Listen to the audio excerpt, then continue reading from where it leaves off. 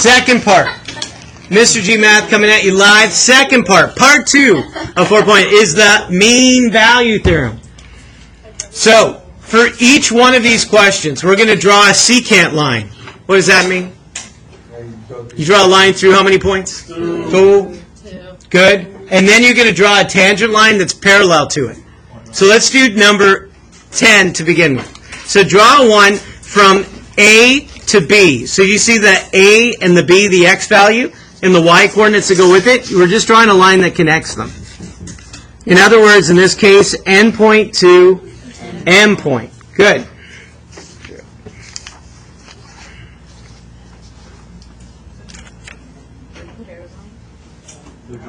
Yes, you can put arrows at the end of it.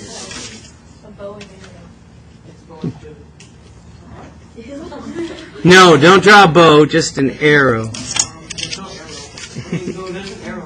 No bow. Okay, listen. Somewhere on that graph, there's a tangent line. Now, what does tangent line mean?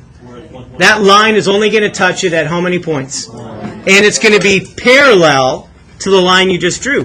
Parallel means the same slope. So, in other words, if you take your ruler and you move it towards the graph, you stop when it will only hit it at 1 point. So if I move it a little, it's still going to hit it at 2 points, right? You keep moving it at the same slope until it only hits at 1 point. So I'm going to do that to the best of my ability. Did I miss it? Oh, I just kind of missed it there. We're going to try. I'm just going to fill in. It's going to take some practice. So, the secant, 2 points. The tangent, 1. And notice that they are parallel, right? They have the same slope? Beautiful. 11. Connect the endpoints. Through the endpoints. That's it. And then we're going to come back and look at the graph to make sense of the mean value theorem. So I'm not going to tie a ribbon on the present yet. So, right now I want you to have the concept of a secant line and a tangent line. So right now, can you connect A to B?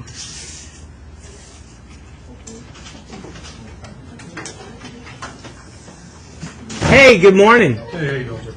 Great. Warm body count. They're all our seniors, and there's 28 of them. Sweet. Easy enough. Yeah. Am I lying? There's not 28? Oh, my lanyard's right here. Right here. Oh, I appreciate you guys being rule followers. Hey, at least they're on top of things, right? I guess. I find them more annoying than like rule followers. Thank you. How many did you see on Monday that aren't here today? I see 2 that are here that weren't here on Monday. Thank you, sir. Yep. Appreciate it. Thanks for your help, guys. We'll make sure we Get this all together. Listen, this is on the video. This is like forever on the internet. How you treat your calculus teacher. It will be forever there.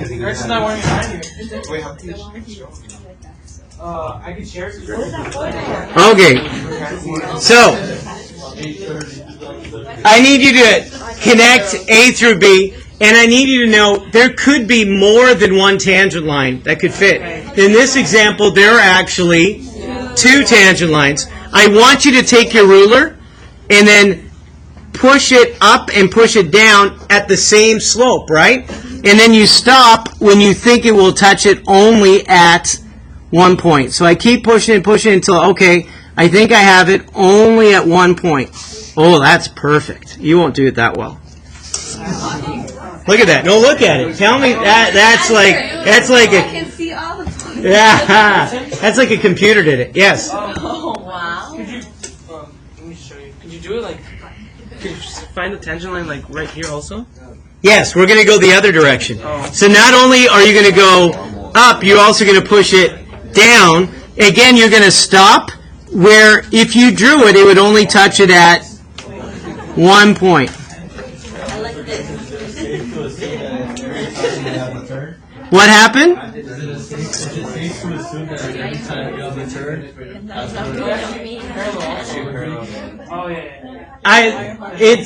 No, I don't want you to make that connection. The turning point is not the connection I want you to make today.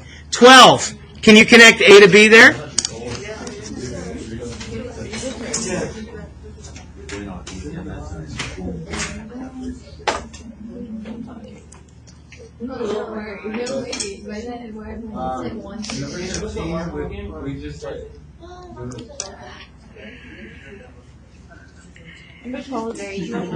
Now, I'm going to tell you what's going to be tempting, which I don't want you to do.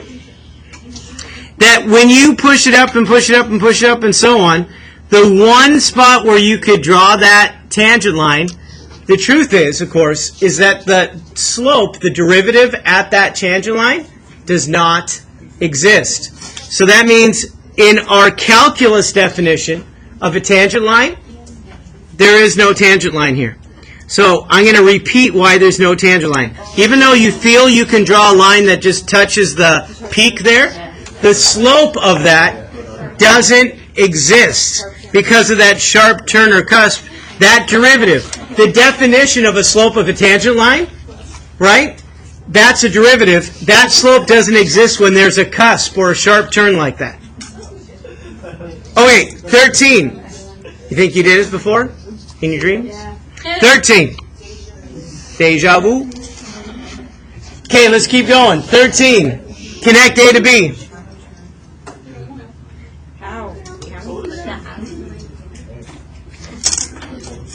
Now, I want you to notice something here too.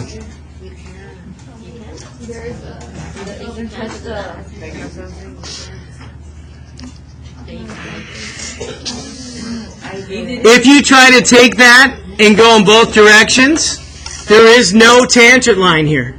Technically, because we went through an asymptote, there's even technically not a secant line in terms of that definition of an average rate of change. Like if I wanted to find the average rate of change between the two, I can't go over an asymptote. Do you know why? Look at what's in between. This goes where? To infinity. This goes where? So what's the average rate of change if you're going through infinity and negative infinity? Like, it doesn't exist because you went over an asymptote. You couldn't find the average rate of change if it is not, what's the beautiful word? Continuous. So because it's not continuous, really the secant line there, the tangent line doesn't exist. So what makes this not exist here is the asymptote, right? It's not continuous. Was this one continuous? Yes, but what was wrong? So the derivative didn't exist, right? So can it be continuous and the derivative doesn't exist? So this one is not continuous. This one, the derivative, right, is undefined.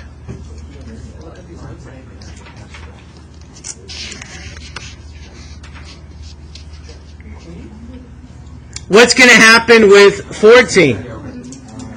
A to B. You can't connect a point if A is undefined, right? Right? So there's no secant, there's no line to connect A to B because at A, it's not even defined. 15. What happens? So can you go A to B? So why is there no tangent here? Because there's a hole. That's going to be some key important facts about the mean value theorem. What's one word? Continuous, and the other word's going to be derivative. Two things to look at. Is it continuous, and can you take the derivative at every point? All right, let's continue. Thank you. That's right, a pun. Siklali would be so happy. So, 16. She'll have to watch this video. Draw the secant line between 2 and f at 2 and 5 and f at 5. In other words, do you see the two large points that are given there? Yeah. Draw a line that goes through those 2 points. Because you're going through 2 points, it's a secant. And then it says, draw a tangent line. In this example, can you draw a tangent line? How many exist? Only one. Let's see if I can be like a computer again. Oh, that's good. Where would the other one? If you went up, you could not find one in terms of a tangent line, right? So think of it as continuous over here and here, like you're going to cross over, right? Those aren't endpoints. So there's one tangent line that exists, and then it says, estimate the value of a c. In other words, estimate the x-coordinate of the tangent line, of where it intersects. So do you see where it touches? What's the x value that you could, as best you can? 3. So what's the x value of the tangent line where it intersects the graph? Beautiful. 17.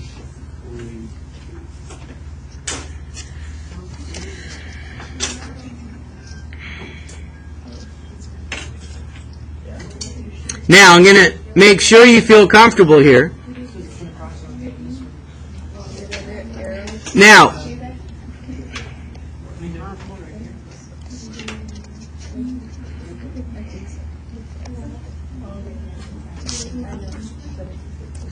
so when you draw the endpoints, it's not the endpoints in terms of the derivative. Notice the derivative wouldn't exist at 2, right? But that's an endpoint. In between the endpoints, is it fine? And how many tangents are there?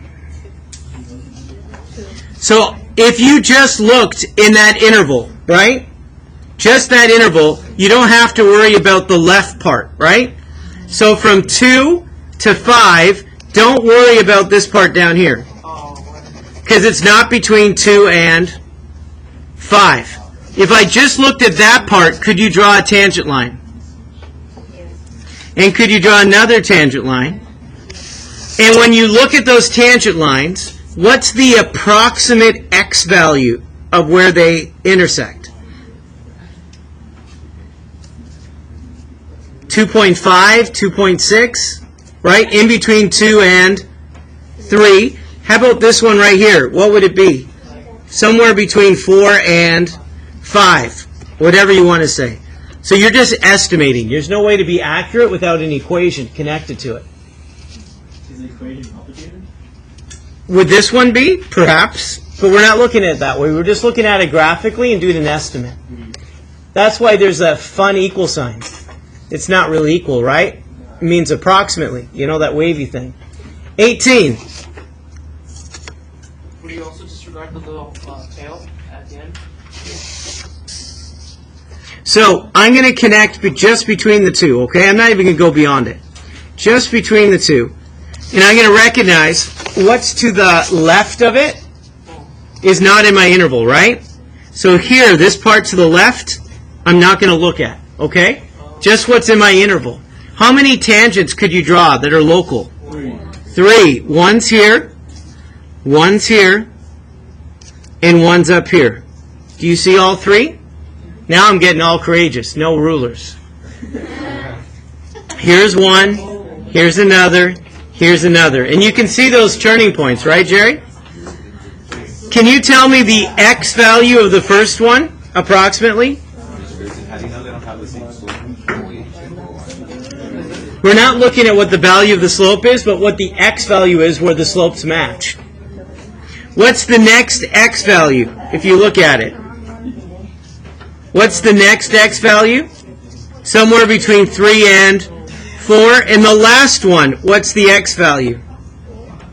Something between 4 and 5. And again, they're estimates. So you could say 4 point whatever in between, and that's okay. Now we're going to tie this with a little bow on the next page, okay?